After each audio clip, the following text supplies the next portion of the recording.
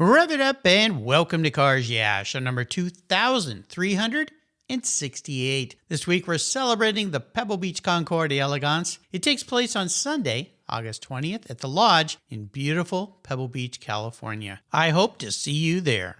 Be prepared to be inspired. This is Cars Yeah, where you'll enjoy interviews with inspiring automotive enthusiasts. Mark Green is here to provide you with a fuel injection of automotive inspiration. So get in, sit down, buckle up, and get ready for a wild ride here on Cars Yeah.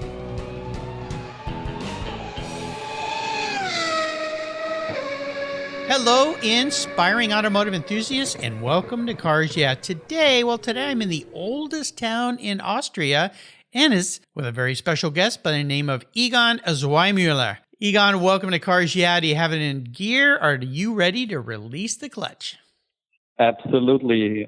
Very welcome and hello to America. Absolutely. Well, you'll be coming this way very soon. Actually, in about a week or so, to come over to the Pebble Beach Concours, and you're bringing something very special. And we're going to talk about that. And I'm going to give you a proper introduction. We're going to talk about your business and your passion for old cars. However, before we begin, I always like to ask my guests this question. What's one little thing that people may not know about you, Egon? Oh, there's many things people do not know about. So I'm a very hidden person. I love cars, actually, of course, and I was growing up with cars, especially historic cars. But so there's not that much what I'm hiding or what I have to hide. Well, I don't want any big secrets given away, but no doubt you must have a bit of petrol in your bloodstream, because the kind of cars that you deal with, oh my gosh, and we're going to be talking about one of them. However, let me give you a quick little introduction here, and then we're going to dive into your life. Egon Zweimüller is the owner of Egon Zweimüller Automobile and Restauration. Since 1964, the company has been passionate about classic, vintage, and competition automobiles. Their profound knowledge, practical experience, trust, and a true passion for cars has made for lasting relationships with their partners and their clients. This summer, Egon will bring a very special McLaren M1A to the lawn at the Pebble Beach Concours d'Elegance. It was created by Bruce McLaren and McLaren Racing while Bruce was still driving for Cooper in Formula One. This was the first car to wear the McLaren name and logo, and the car was raced extensively, was later eventually found its way to debut in a movie called Spin Out featuring Elvis Presley. This is quite interesting. We'll be back in just a moment to learn a lot more about Egon, about the McLaren, and about his world. But first, a word from our sponsors, so please give them a little love. They keep the petrol in the tanks here, and we'll be right back. Years ago, when it was time to renew my collector car insurance policy, my carrier's rates went up. Way up, but my usage was the same and I never made a claim. I didn't even have a ticket. So what's with that? So I turned to American Collectors Insurance. Has your collector car insurance recently raised your rates for no good reason? Tired of paying an annual membership fee? Then it's time to look around and call American Collectors Insurance. I shopped around, I asked friends for recommendations, and found a winner that I can trust. And boy, I'm glad I did. I saved hundreds of dollars every year and slept better at night knowing my baby was properly insured. American Collectors Insurance have been protecting vehicles since 1976. They provided me with an agreed value insurance policy backed by their history of taking great care of their clients. What could be better than that? So give them a call and ask for a quote today. 866-ACI-YEAH. That's 866-224-9324. And protect the ones you love like I did with American Collectors Insurance. Classic car insurance designed by collectors for collectors. For several years now, you've heard me talk about Linkage Magazine. I've been a subscriber since the start. Their talented and creative team brings you a spectacular publication and website that shares the automotive passion from a worldwide perspective. Linkage is about driving, restoring, collecting, and first-hand experience at collector car auctions and more. They bring you real-world values plus rational, experienced opinions on the current markets. They cover the automotive world and the people who share our passions. And Linkage Magazine has grown, mailing you 6 issues annually. Join me on this journey with Linkage. They're geared for the automotive life. You can subscribe at linkagemag.com. So Egon, I want to go back in time a little bit because you mentioned you grew up around cars. Take us back in time to growing up, being around cars, and how the business was formed. What landed you into this role? And then we'll take a deeper dive into some of the amazing cars that you've sold. I spent some time on your website, and it's like a kid in a candy store. My gosh, you have touched some magic, my friend. And then we'll take a deeper dive into this McLaren M1A because it has a very interesting history too. But let's go back in time first and find out how you got into this business. Yes, actually, I was grown into that business. My father brought me in, and actually, my father was born in 1941, so that was during the Second World War, and actually, he's lost his father very early and never knew him, so he was that poor, and he was grown up by his mother. And actually, he had to start really early in his working life. He started working on cars and motorbikes. And in 1955, around that, and as he could not afford a proper new stuff, at that time you had many junkyards, you had stuff laying around, especially pre-war stuff, which was for the kilo price of the metal, and that's why he started to find an old Bugatti at that time with a Mercedes diesel engine. He'd bought it for the kilo price and repaired it, and since ever that time, he was fascinated by bringing back a car to its former glory, and of course, of being in the situation not afford. There was nothing affordable new stuff for him, so he had to repair and polish up the old automobiles, motorbikes and stuff like that. And he'd formed a kind of a paint shop, everything in the private house. And that what actually I've seen as a little boy. I was born in 1974, but he'd always kept his love for cars. And he went over to America with about all his money because especially he'd wanted cars which American soldiers were allowed to take back something if they were on duty here with the American forces. And he'd looked for cars like old Mercedes, Delahaye's, Bugattis, everything what was in America because the Americans had more love affair. And especially at that time, the concours, meaning an automobile love affair, was an American game, not so much an European. And that's why I've seen it. So it's like if an old dog teaches a young dog because the young dog runs beside him. Yeah. And that's what I have done always. Wow, to start with a Bugatti, oh my gosh. It's hard to imagine today that those types of vehicles were just sitting in scrapyards and sold for their weight in metal. And obviously we've come an awful long way. And your father, I assume he was self-taught? He just started teaching himself how to do all these crafts and skills? He had to because actually there were no scholarships or something like that. Like today, my father was somebody who was driven by his dream to repair something and to build up his own company because he wanted to be his own boss. As you see, I think on the Montana plates on the back, live free or die. Yeah. Actually, he's seen it. He's seen it that way. He wants to have his own company. He wants to be his own boss. Right. And of course, we were always very lucky that we also had good people around us, really special people who really always had a love affair for their handcrafting. And we say Handwerk has golden and Boden. So that's an Austrian version. If you work with your hands, that's very satisfying, and you always will do that. So the interest in the different technologies of painting in nitrocellulose, so this is lacquer, and all these things which were changed because from America we got over different paint technologies. And he was always very interested in that.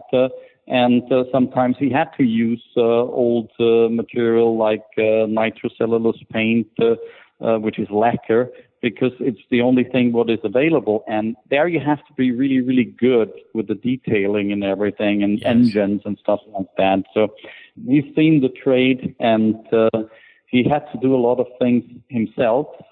And he taught other people then, because he was never greedy and I was never greedy, then to teach something, or let me see, to get young people fascinated about it, because teaching is the wrong word, because if you want to teach something, you want to rule him, kind of a thing, yeah. And with my father, and with even now with my company, we're doing things, we want the fascination about it, and our people love what they are doing, and that is the best what you could have.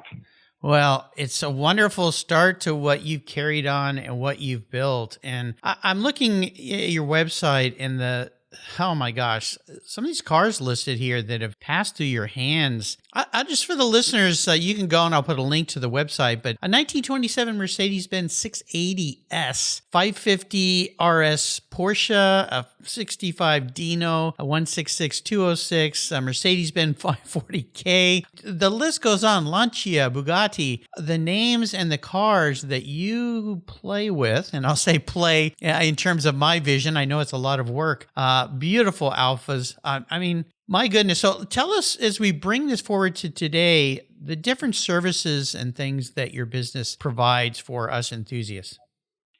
Actually, yeah, I think that would take a pretty long time, because the automotive industry, I see that as something science, mechanical, because I think it's easiest to say the automobile of a special era, especially of the 1930s or 20s, all these decades of cars, they show the artwork of a time, they show the technical possible of the time on some really top cars.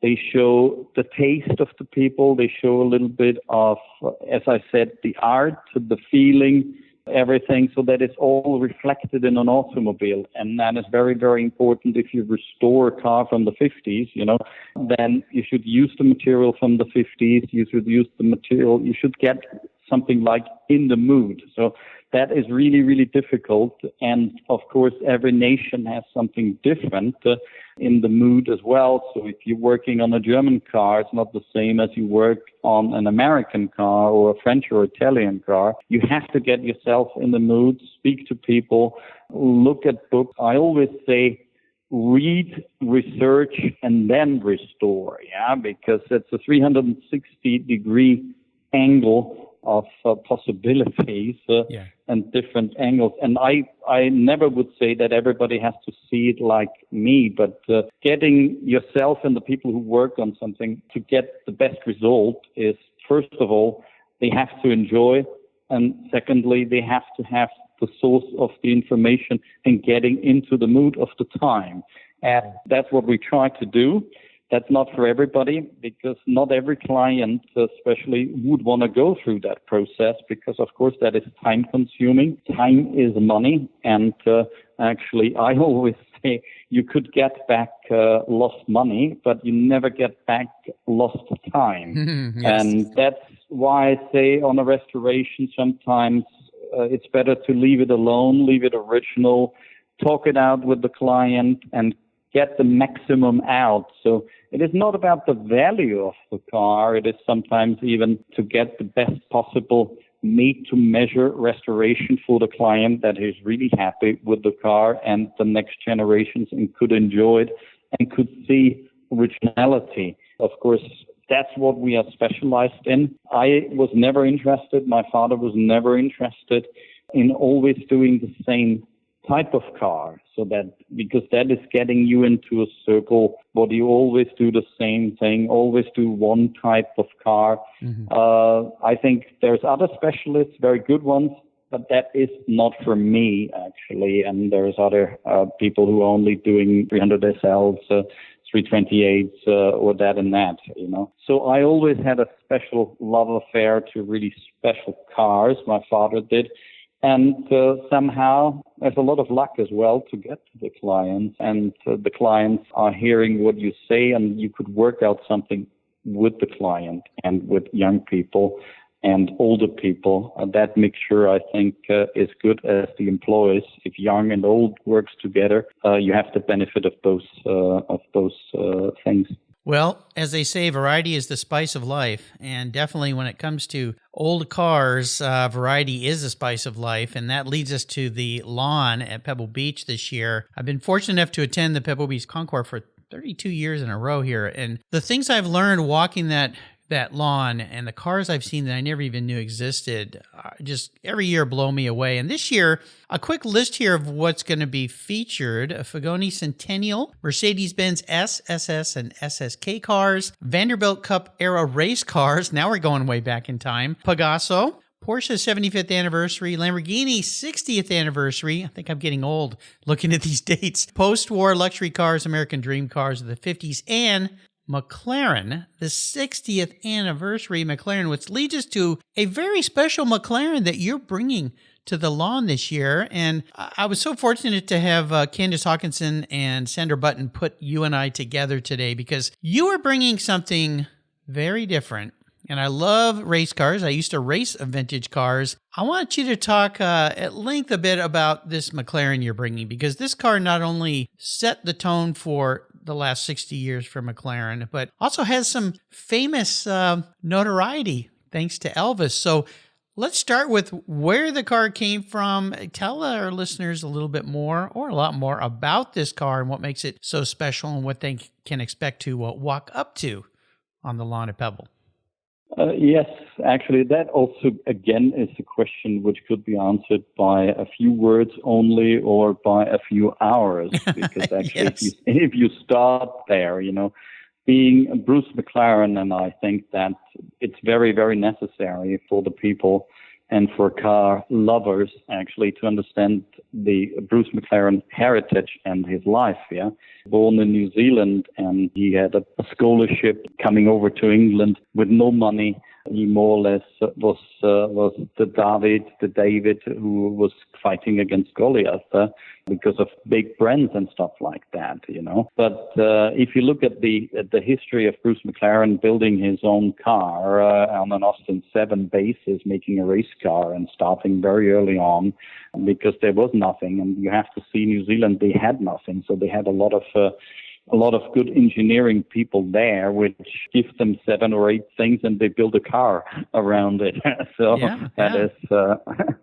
That is very, very interesting, yeah. And that what kept me onto McLaren. Of course, the other thing, what I always was fascinated, I'm a great Elvis Presley fan. I was growing up with Elvis Presley films, and actually, I think you could hear it in my voice that I hear Elvis songs every day, and I'll hope I sound a little bit American, because I was grown up with Elvis films, as I said, which Elvis really was not in love with some filming, yeah, because he had to do it. But as a child, you are fascinated by that man, because he was growing up very poor as well, like Bruce McLaren, and he had to fight for everything, and he was very talented. They all had a big love affair to their parents, which I think is something very important to me as well, Elvis and Bruce McLaren. So they had a kind of a similar life and got superstars. So you sometimes in the automotive history, you have one great name on a car. Yeah? On that particular McLaren, on the M1A here with chassis number 1, you have so many great things, because it's not only Elvis, it's Bruce McLaren, it's Graham Hill, it's Phil Hill. It is so many development features on the car, which makes it interesting, yeah, because it's not a stock car, which was built up and was a mass production car, because Bruce McLaren was really, really talented, being born in 1937, and up for a very long time, he was the youngest Grand Prix winner, Formula One scene for a long, long time with 22 years, yeah, which was broken then afterwards. But that record stood for a long, long time. And Elvis Presley also was very young, very successful, because he was superb in what he was doing. But with building the McLaren and founding and racing the Coopers in a very short form, Bruce McLaren went over on a scholarship. Jack Brabham actually took him by the hand and guided him. And Jack Brabham, who also is a fascinating name in motorsport history. Jack Brabham and Bruce McLaren went over, they were teamed up. And in 1963, they founded Bruce McLaren Motor Racing Team, and they started with 2 cars. His partner was killed then in 1963, and then in 1964, he had the idea of building a car because he had bought the car from Roger Penske, an old Xerox Special, which started life as a Cooper T53, which is a Formula One car, more or less. And actually, Roger Penske rebuilt it with a fully enveloping body and made kind of a sports car out of it. And the guys, the first 5 employees of Bruce McLaren, made the Xerox Special actually at that time, a 2-seater car, and implanted a Buick or Oldsmobile engine, which is the very first aluminum engine which General Motors did on a very, very good basis of a very expensive aluminum casting with very high silicate, And that engine actually afterwards formed the engine basis for the McLaren M1A, for the M1B. It also, the block was used in the Repco Brabham, which won the World Championship in 66 and 67 with Jack Brabham, because they'd used all that same block, and that is knowledge what more or less the people do not know, and General Motors sold the project to Rover, to England, and they rebuilt the Rover engine on the same 3.5-liter block, And oh my gosh, I didn't know that. Wow. Yes, and that engine block, the General Motors stuff, and General Motors went back to a cast iron block, which was nothing wrong with it. And actually, Bruce McLaren, at that time, having the experience with the Cooper Xerox Special, which is a Cooper car, widened and made into a 2-seater actually. He had the idea that is changed. We have to construct it, and actually, Bruce had nothing there. He actually had to put his 5 people together. Wally Wilmot, Howden Ganley, and I've spoken to Howden just about 2 weeks ago. I invited him to Goodwood.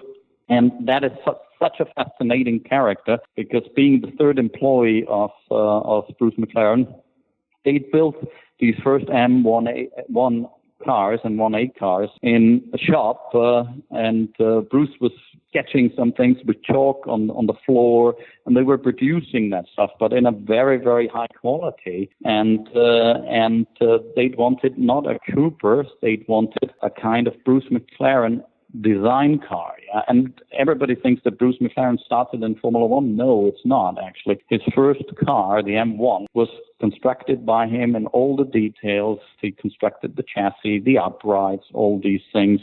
Of course, in the very, very first tests, of course, they'd used Cooper wheels and Cooper uprights and stuff like that, but the Cooper uprights from the Formula One car would have a different angle in the camber and everything, and on a 2-seater car. So Bruce was not satisfied with it, and they built it new. They made magnesium castings, which was very, very expensive. But being in England around all these aeronautic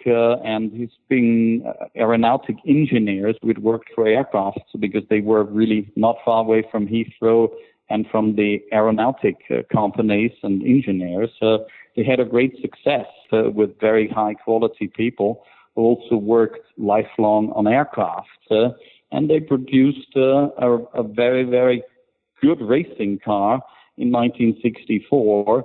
And what makes it very special is because Bruce had more or less no sponsors for that project. The very first sponsor he got into that McLaren sponsorship actually was Firestone Tires, and Firestone Tires said, but we are making 15-inch wheels in America, and you're using Cooper 13-inch wheels and stuff like that. So, and we only would give you the money if you would get 15-inch wheels. And so they casted magnesium 15-inch wheels there and mounted it.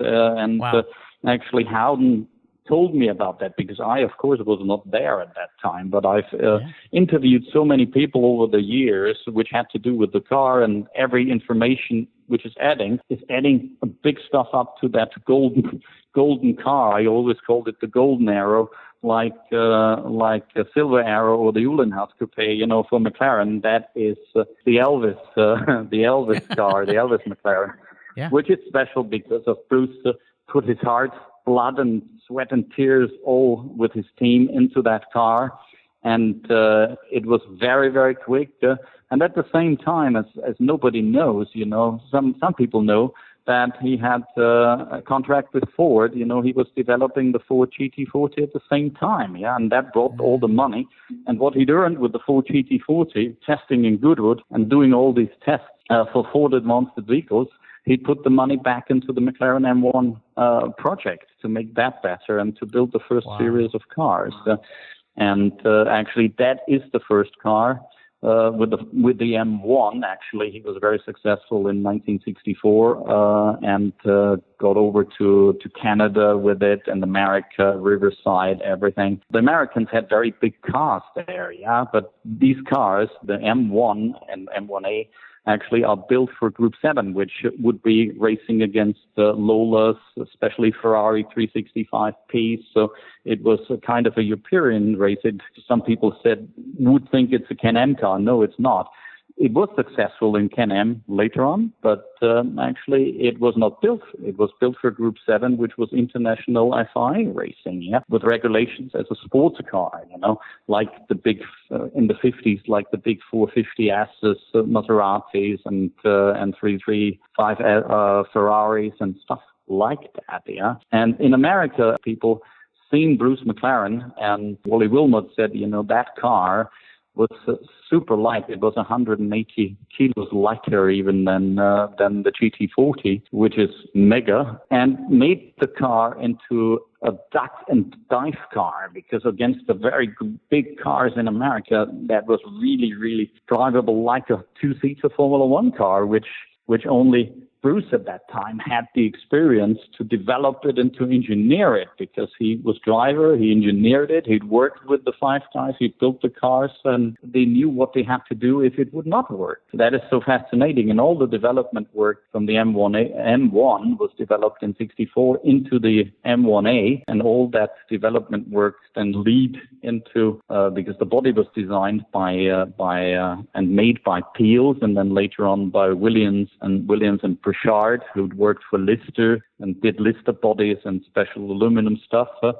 And only one had an aluminum body. That car had an aluminum body, and that aluminum body later on was used for the series of 20 cars as a mold in a kind of a composite car, which was even lighter. They thought it's lighter, but it was so thick that in the end it was heavier than the very thin gauge aluminum stuff. And they built the car. Bruce McLaren built the car, tested the car at Goodwood, and with the first tests, he was super, super quick. The M1 is the fastest car ever done a lap in Goodwood, because that was closed in 65, and even Graham Hill in the Formula One BRM was not quicker, the quickest time was driven with the McLaren M1A Elva, and then the car was prepared for the Earl's Court Motorsport show, race car show, which happened in June, I think, or February 1965 there, which Sterling Moss was there, all the great racing drivers, and the star of the car of the show was the McLaren, the first one with the brand. So it was not a special like the Cerix special or a combination of McLaren and Cooper parts. It was so 100% Bruce, he said, with that car, because there was nothing used in that car from Cooper or any other racing car manufacturer. And in America, it did a big wave, and people wanted a car like that. So he sold the second car. He sold to Switzerland to Mr. Fergele, and the other cars then were sold very quickly to America. Dan Gurney, all the great guys drove a car like that, especially Dan Gurney, which is very famous in the States. And he had a car with 77 on it on some races like in Riverside. And that particular chassis number one, actually, Bruce tested. And as he'd always was not satisfied, because he always wanted to make it better and better, he transformed the car and made it better, really.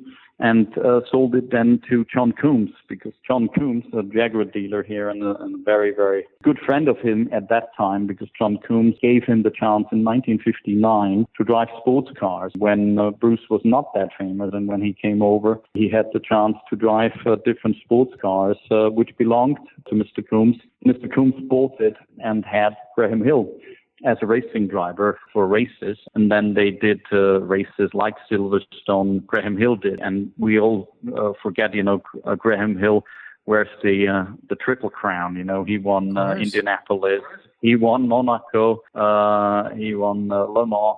He was called Mr. Monaco, so he was a very, very famous person making the Grand Prix film with James Garner, like all the guys, like Phil Hill.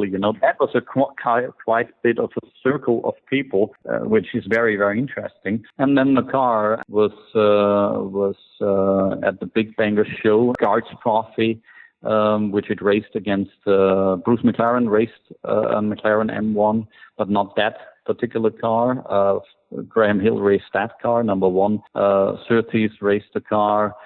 Mike Parks raced a Ferrari, and Jackie Stewart was racing a T70. So very, very good field. And the McLaren's been really successful because they were so nimble. And then John Coombs had the idea, because of the high price money, we would send the car to America, because the price money in America was really ridiculously much higher than in Europe. And so the car found its way over to Riverside, where Graham Hill has driven it. And there's really good films on ESPN from the time, from 65. And he'd raced it there. That's where Jerry Entin has seen the car, Jerry being a good sports car racer and a gentleman racer, as we would call it here in Europe. And Jerry Entin actually bought the car via Graham Hill. And actually how it comes, there is no 1,000% proof, but Elvis Presley might have seen the car there, the Riverside race there, which is not confirmed, but I was told by his secretary a long time ago that he was there, and he got a fascination for cars always, and motorbikes. And he said, yeah, that car is interesting, but then he got it out of his eyesight. And then Jerry Entin bought the car from John Coombs and paid it. And Jerry Entin actually living in Beverly Hills and racing cars all over the place in SCCA races, Sports Car Club of America races, together with FIA. His first race was at the Stardust Grand Prix on the 11th of November, 1965. Jerry did, and that's very interesting because that year there will be the Las Vegas Grand Prix, Formula One Grand Prix in November as well. Yeah. That's interesting. And Jerry then raced the car all over the place in the States, like Laguna Seca, Willow Springs, etc. And the car never stopped racing. And they had a call from Bruce Kessler, film manager, from making a film, 2 or 3 films with Elvis Presley. And Elvis said, yeah, we want to make a race movie like Spin Out. Then Jerry got the car there because Elvis wanted to use that car. Elvis was driving a Cobra. I do not have to explain the story of the car. Yeah, it's lots of singing and girls and cars, which is superb. Yeah. Elvis is, of course, when they do some laps in the film scenes, which were done at Paramount Ranch. And Paramount Ranch, the engineering or the basic track was done by or created by Ken Miles. So another history, which is an interesting feature. Then they did the filming and of having a guarantee for the car. Actually the car went to Elvis Presley, but then management was not really happy about that because Elvis is a race driver. If he could hurt himself, so they have to stop. All the money could dissolve. Yeah. All the money could go off because he made about $1 million at that time, on the film, and in the end, the profit they make in the cinemas. He was a good driver, because I've spoken to the stuntmen who did the films, and there is letters of the stuntmen from when Elvis was testing the car, etc. And when they were doing some film scenes. That's what Alden Genley told me. very, very nice, and best wishes to him if he hears that. He was over there in 1966 when the film was made because he was sent over by Bruce McLaren to Traco, Travers and Coons at Culver City in Los Angeles. They made the Formula One project engine for Bruce McLaren. Big story. Traco, very, very big, talented guys. They made the Scarab engines.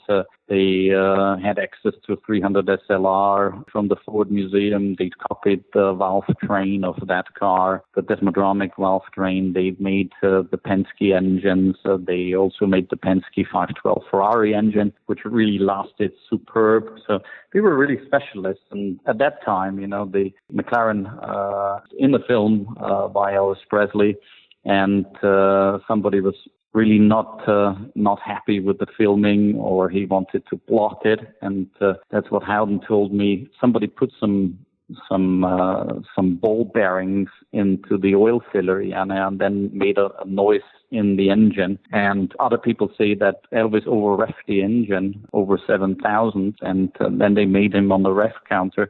There's a story that there's a dollar sign if you ref it up to that at 7,000. How many racers put the dollar sign on their rev limiter? Yeah. Yeah.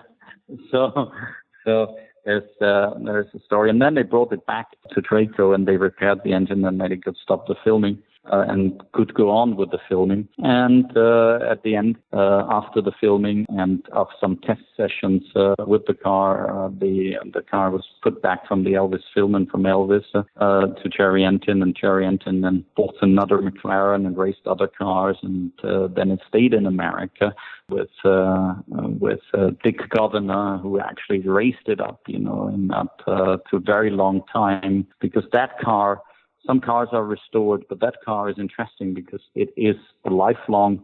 Every owner put his stamp on it, but it is totally original. So that means it's original chassis, it's original body, its original gearboxes, all the parts which have been with it lifelong since 1964 are with the car, and they've used that, and the car was never crashed and raced in so many races. So that is inspiring as well, because the car is not raced or is not restored to the purpose of one step in time. It shows like a layer of a tree. You see all the year rings on it because you see different colors on the car. If you look it looks fantastic actually, but you could read in the car like a book on the parts and everything. So it is not a trailer queen. So it had always a racing life, and it never stopped racing. Wow. This is incredible. What a history. And we're so fortunate for you to bring this car over here to share with us here, to bring it back to America and display it. And for you listeners, you can tell by the story here, think of all the cars that are going to be on the lawn at Pebble. Each one has a story like this. And this is just part of the story. I mean, it goes on and on and on. So, I mean, your knowledge and expertise on this vehicle is absolutely splendid. And I can't thank you enough for sharing this. If people want to learn more about your business, how can they learn more about it? Yeah, that is very, very difficult, because actually my business is not something you could spread out. You have to have a lot of love for it, yeah. And if you're very interested in that, please give me a ring and call me, yeah. And that's it, because I'm more or less an old style person. But if they want to learn more about the business, and if I could do something, I'm always here on the phone and answer questions if I can, and of course if I could help restoring a car, bringing a car to its former glory, then you're all really, really welcome, because I do it with heart and with brain, and my people here as well, because I'm only as good as the team is, yeah. Because today it's grown to a size in the business what I could not do alone. I'm really happy to have a small but a really perfect team of people around the world, not only here in my business. I have good contacts in America. I have good contacts in England, in Italy. If I could not do it myself, then I will find somebody who could do it best. It's the right way to run a business. I want you to leave us, if you would, please, with some words of inspiration, maybe a success quote or a mantra, something that has to do with this marvelous world of old cars. That is very, very difficult. Wisdom, I'll hope I'm still too young for wisdom, and I have a lot of time because I have to get 100 years old because there's many projects waiting and there's lots of things which I want to do with cars, yeah. And of course, I think I would want to close it now with a song of Elvis, yeah, which is quite fits to the car now. A little less conversation, a little more action. No, that is perfect. Wow, what a nice way to end a wonderful conversation. I'll remind all the listeners here, if you can make it to the Pebble Beach Concours d'Elegance, whether it's your first time or your 33rd time like me, or anywhere in between or after that, this year will be extra special.